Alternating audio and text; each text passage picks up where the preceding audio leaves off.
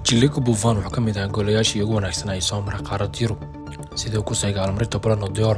Sanadii 2006 Buffon wuxuu ku jiray heerka ugu sareeya xirfadiisa isagoo jiray 20 sano isla markaana kula guuleystay koobka adduunka xulka Talyaaniga. Wuxuu helay dalabyo ka yimid kooxo badan oo ka mid ah qaaradda Yurub. Laakiin markii Juventus loo celiyay heerka labaad ee Serie A kadib fadeexadii Calciopoli, Gigi wuxuu sameeyay doorasho qeexday shakhsiyadiisa qof ahaaneed. waxaan arkay fursad ah in la bar cashir daacadnimo cid walba. cashirkaas wuxuu baahnaa in lagu bixiyo wax qiimo leh. waxaan ka tanaasulay Ballon d'Or si aan uga caawiyo Juventus inay dib ugu soo laabto heerkii wanaagsanaa. waxay ahayd fariin aan ugu talagalay carruurta jecel kubadda cagta. aan u sheego qiimaha iyo anshaxa mar walba inuu ka muhiimsan yahay guusha shakhsiga ah. Buffon wuxuu noqon karay goolahihii ugu horreeyay qarnigii 11aad ee ku guuleystay Ballon d'Or, balse daacadnimadiisa ayuu ku waayay abaalmarintii ugu weyneed uu heli lahaa shakhsi ahaan. wuxuu galay kaalinta labaad sanadii 2006 isagoo ka adkaaday saaxiibkii Fabio Cannavaro ahaa hogaamiyihii taariikhiga Talyaaniga ku hogaamiyay koobka adduunka walow isagu u wareegay Real Madrid.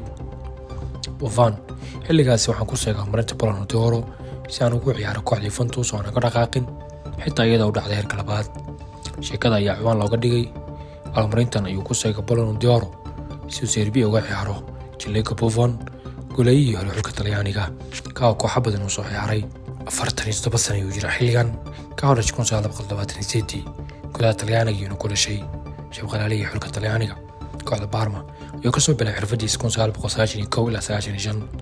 wuxuu soo ciyaaray Parma 168 kulan. Juventus ayuu u wareegay 2001 ilaa 2018 waayihiisa ciyaareed intuu ku badan ayuu ku qaatay kooxda marwada Doqda 509 kulan ayuu ciyaaray. 1919 Paris ayuu u ciyaaray 17 kulan. markale Juventus ayuu u ciyaaray 17 kulan 2019 ilaa 2020. Parma ayuu aaday 2020 ilaa 2023 43 kulan. isku darka ayuu ciyaaray 754 kulan. Talyaaniga qaybihiisa kala duwan ayuu qayb ka ahaa ilaa waaweynka ku soo biiray 97 ilaa 18 ayuu qayb ka ahaa isagoo u ciyaaray 176 kulan. safashadiisa ugu horreysay Parma ayuu sameeyay 95 isagoo ka caawiyay Parma inay ku guuleystaan Coppa Italia, UEFA Cup iyo Super Cup Italia 1999. Juventus ayuu aaday 2001 taa ku qaadatay lacag aad u fara badan rikoor ah 52.9 milyan oo xilligaas ay lacag aad u fara badan. Talyaaniga horyaalkiisa ayuu kula guuleystay kooxda labada xilciyaareed ugu horeysay.